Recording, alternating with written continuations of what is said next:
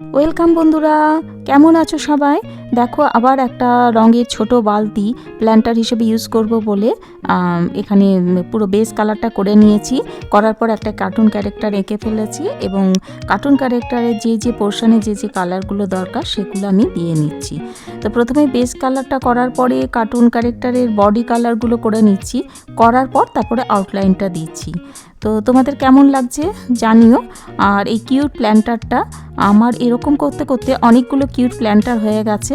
আর পুরো হয়ে যাবার পর তোমাদের পুরো ভিডিওটা একসাথে আবার দেব।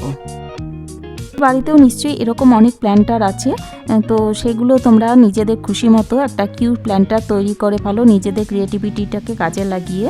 আর তখন বাড়িতে যখনই কেউ আসবে জিজ্ঞেস করবে আর এই প্ল্যান্টারগুলো কে তৈরি করেছে, তখন তুমি বলবে আমি করেছি, এই প্ল্যান্টার তো আমার হাতে তৈরি, দেখবে দারুণ লাগবে বলতে।